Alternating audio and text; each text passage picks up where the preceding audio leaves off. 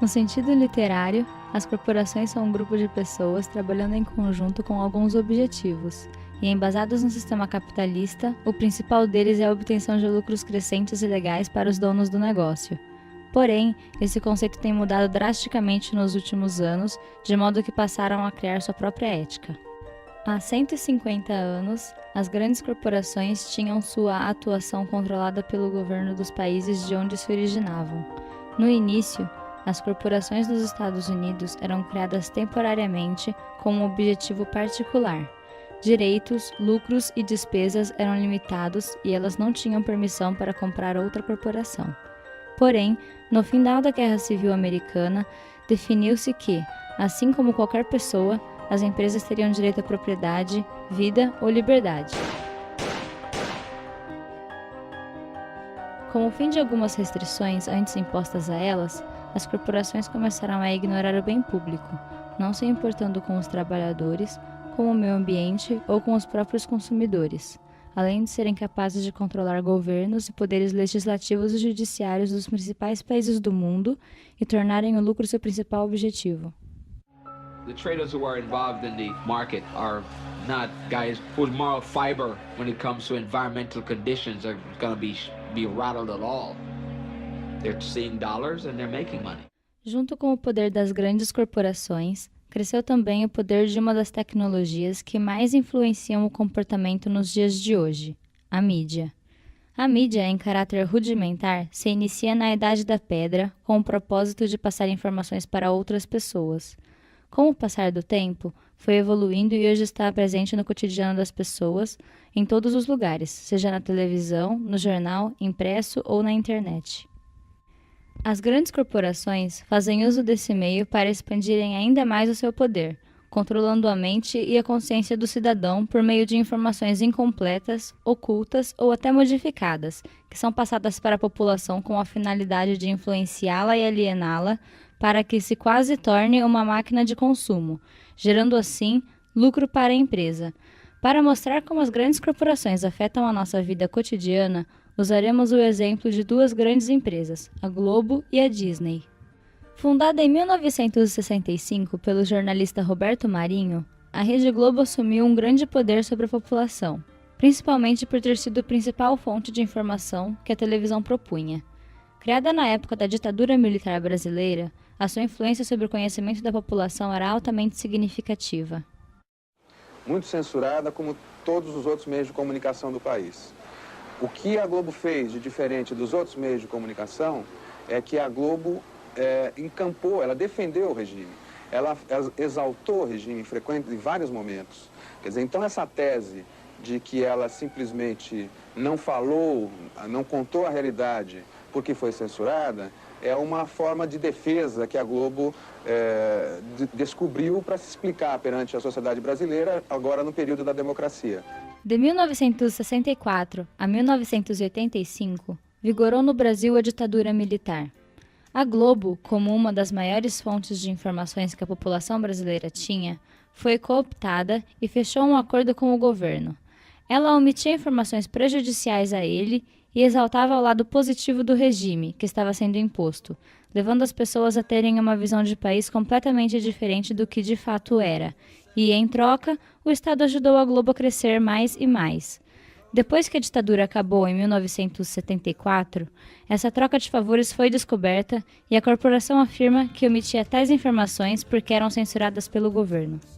Devido a isso, é possível perceber uma interdependência entre corporações e mídia, onde as corporações precisam da mídia para expandir o seu poder e a mídia precisa das corporações para obter lucro com o intuito de expandi-las.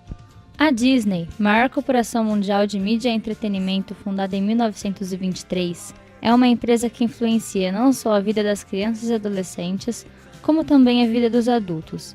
Isso se dá pelo fato de usar o entretenimento como um negócio diferenciado, criativo, cujo objetivo maior é satisfazer o seu cliente para que ele volte sempre. O Parque Magic Kingdom, em Orlando, por exemplo, recebe em média 16,9 milhões de visitantes por ano. Utilizando também recursos sociais, econômicos e políticos para agitar a vida das pessoas, também é possível criar estereótipos apenas com seus filmes e contos. A antropóloga Michelle Skouras fez uma pesquisa pelo Departamento de Antropologia da Faculdade de Filosofia, Letras e Ciências Humanas da USP, na qual o comportamento de crianças de 5 anos foi observado durante 1 ano. Com essa pesquisa, foi possível comprovar que a maior influência que a Disney faz com os jovens é a criação da mulher perfeita, que pode ser idealizada com as famosas princesas Disney, que são magras, belas e possuem um felizes para sempre, que seria o príncipe encantado do cavalo branco e o casamento. Um modo muito usual que as grandes corporações usam para isso é a propaganda. Somos diariamente bombardeados por elas e influenciados a seguir os padrões culturais impostos a partir dos impulsos por elas causados, como, por exemplo, as inúmeras ofertas de inúmeras empresas que estão presentes em outdoors, televisão, panfletos e etc. Tem, assim, aliás, você liga a televisão e você vai ser feliz comprando um carro. Você abre uma revista e você vai ser feliz comprando um sapato. Você vai ao cinema e antes de começar o filme, mostra uma propaganda de margarina ou coisa parecida e você vai ser feliz comendo margarina. Enfim. You can manipulate consumers into wanting and therefore buying your products. It's a game. A mente das crianças não está desenvolvida como a de um adulto. Os marqueteiros se aproveitam de sua vulnerabilidade e de sua falta de consciência.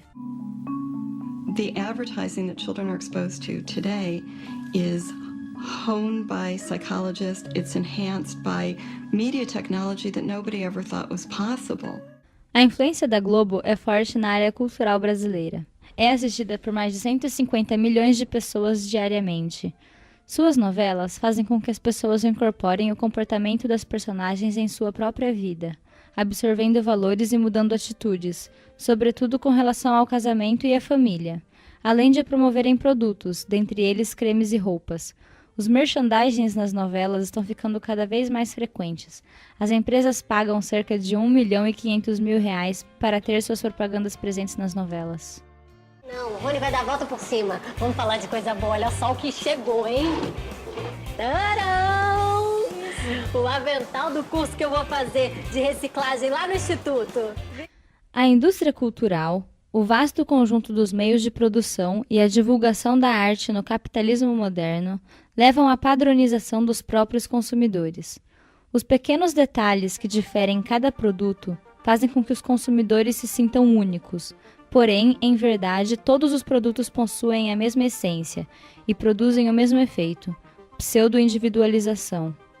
Seu objetivo não é promover um conhecimento, e sim uma alienação, porque conhecer implica na criação de senso crítico, e isso rompe com os paradigmas capitalistas. Esse sistema incorpora na criação de uma nova necessidade, a necessidade do consumo, completamente necessária para o sucesso e a liderança do sistema capitalista, o qual as grandes corporações estão inclusas. O conhecimento, por sua vez, se torna produto da elite. A indústria cultural apresenta-se como o único poder de dominação e difusão de uma cultura de subserviência.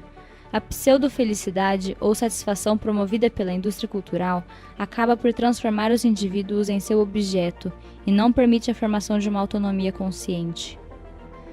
Para combater o poder e a manipulação exercida pelas grandes corporações a partir da mídia, acredita-se que a melhor medida a ser tomada é o investimento na educação, uma vez que com a obtenção de conhecimento cria-se um senso crítico e uma visão de mundo mais realista e consistente.